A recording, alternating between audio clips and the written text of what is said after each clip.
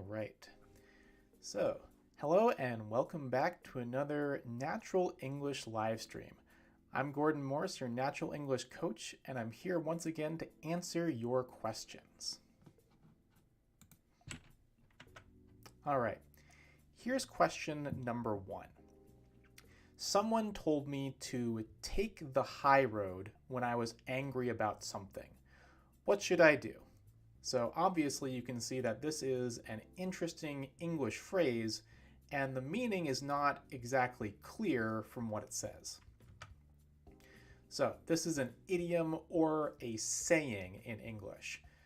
It's another word for just describing a phrase that doesn't mean exactly what it seems to mean. Take the high road doesn't actually mean that you should take a different path. It has a more metaphorical meaning.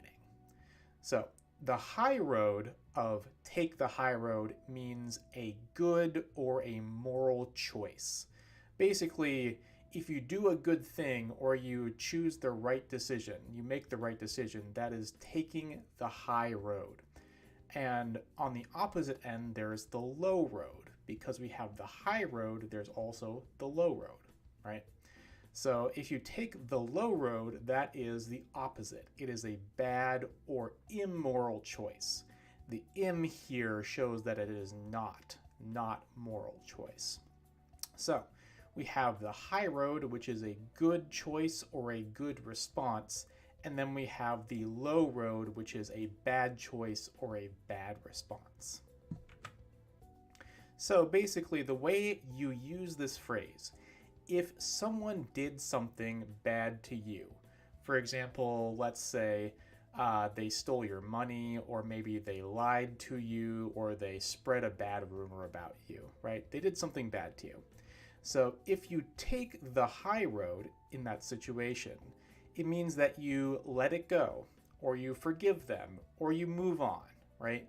You basically decide not to make the situation worse. You decide to not extend the situation or to do anything back to them. However, if you choose to take the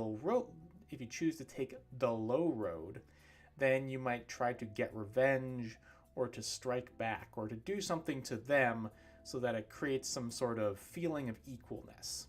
So take the high road and take the low road. Here are a couple of examples.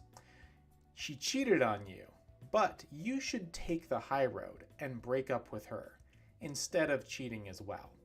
So as you can see, in this particular scenario, in this situation, taking the high road might just be, say, let it go, don't do anything else, just walk away, right?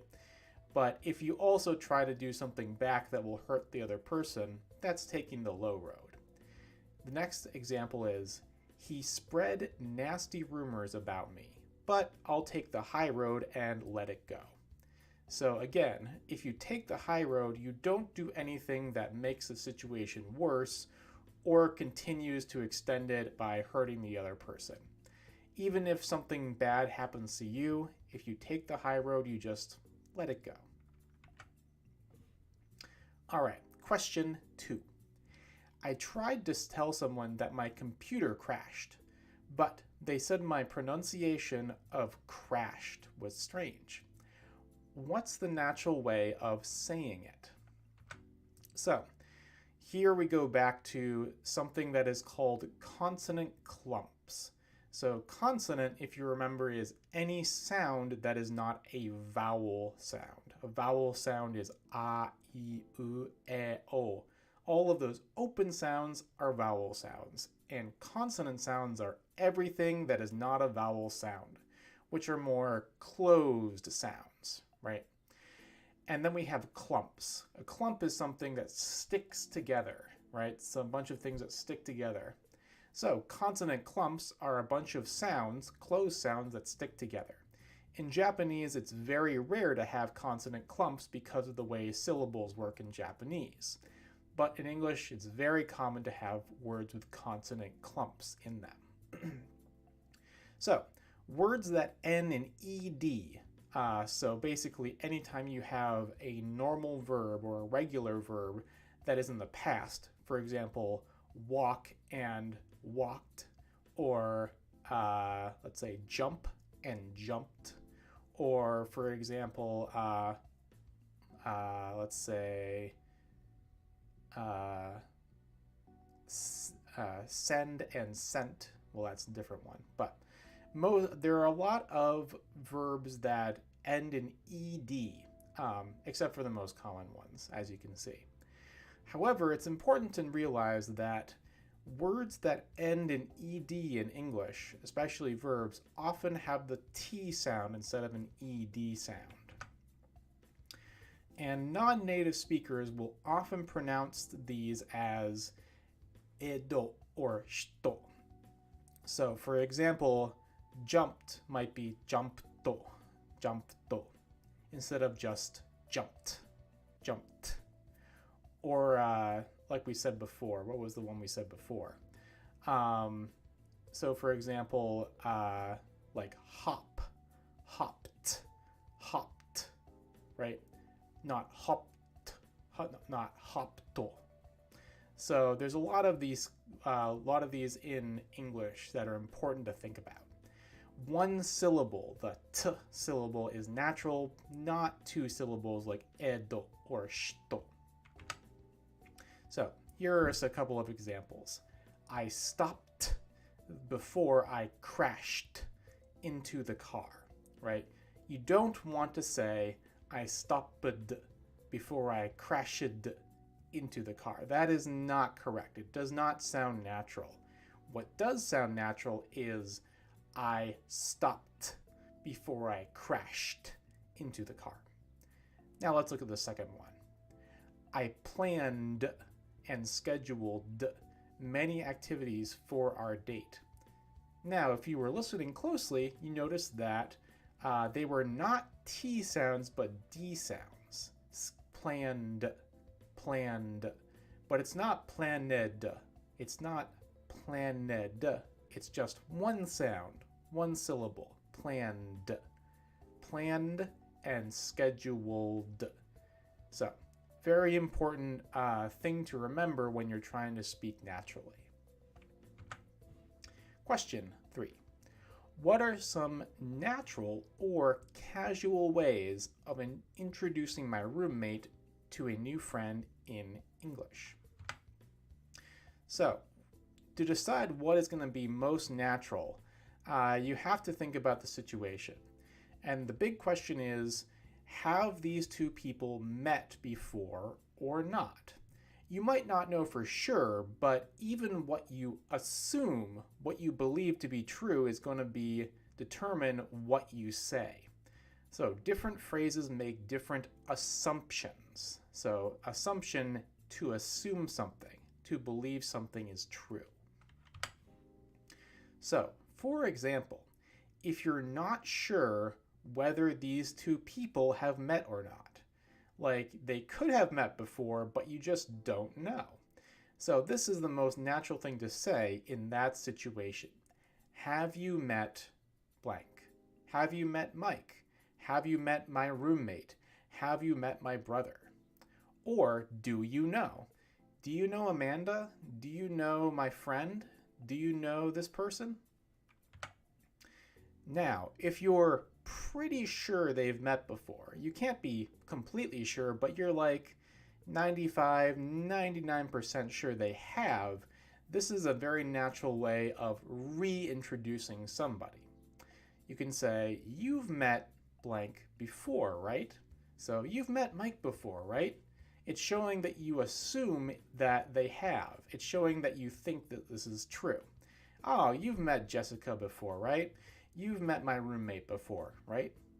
Or you can say, I believe you know this person. I believe you know my roommate. I believe you know my friend. I believe you know my girlfriend.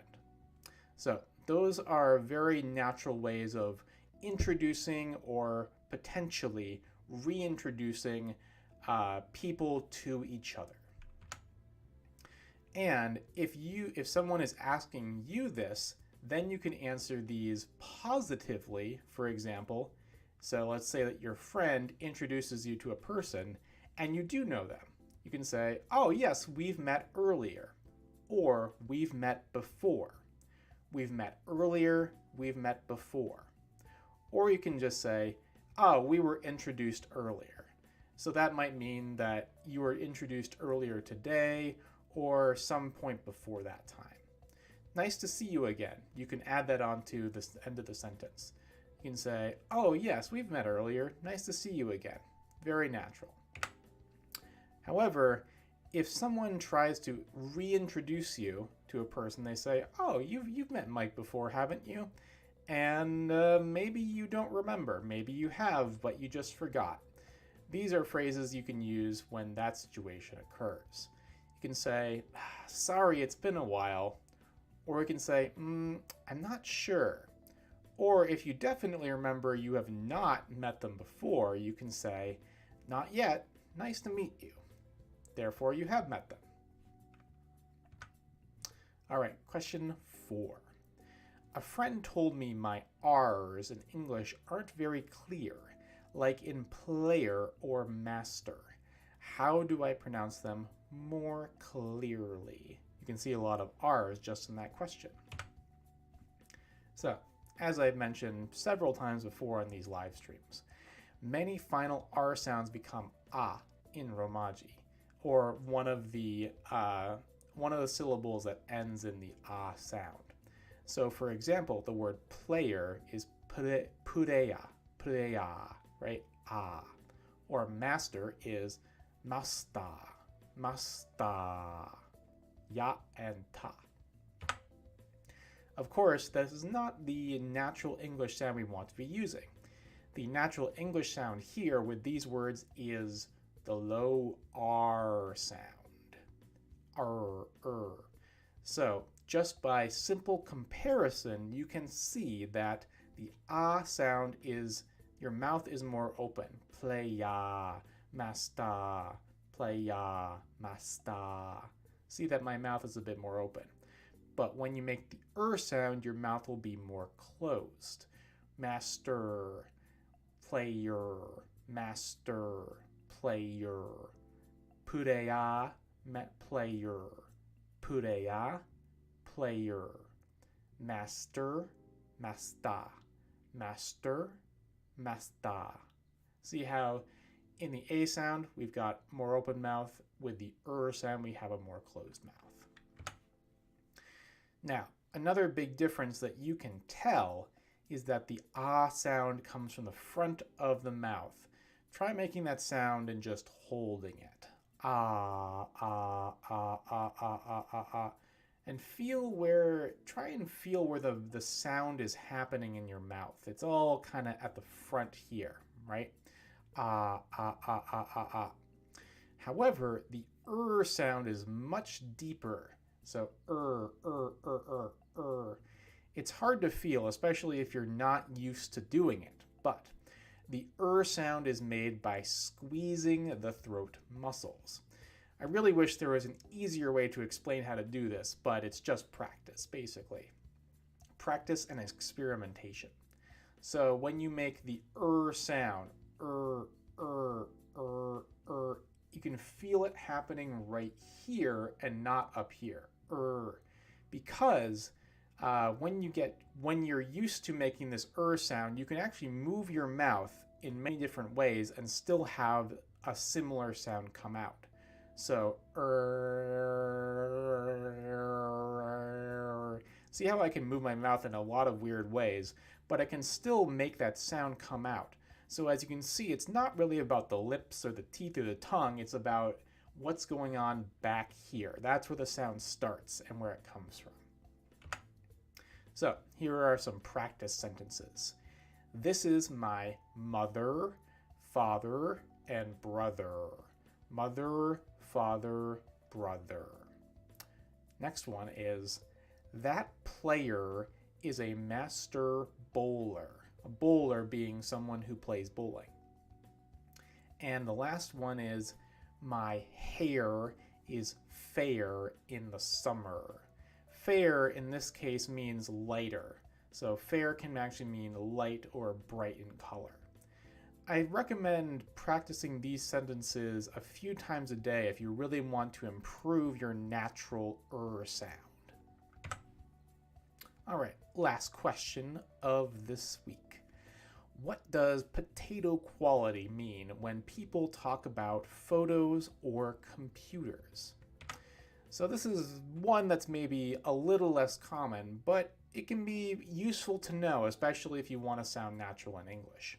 Potato is English internet slang. It's basically started as a joke about bad quality images or low quality images. And also sometimes expands to computer power or computer quality. So back maybe like possibly 10 years ago now, I think was the first time that it started being used on the internet, but nowadays people say it in real life too. Not everybody, but depends on the kind of people you're with.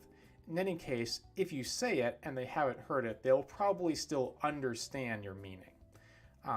When you just say like, oh, this photo looks like it was taken by a potato, right? It's kind of a joke because obviously that wouldn't really work, but you can imagine how low quality it would have to be. So there's also a dynamic where you have a potato PC, which people will understand to mean a very low power or very old PC, personal computer. That's a low powered one. If you have a really, really expensive, really nice, really high powered PC, people use the term beefy to describe it. Beefy just means like powerful and strong. So you have a beefy PC and then you have a potato PC on opposite ends. All right, here's a couple of examples.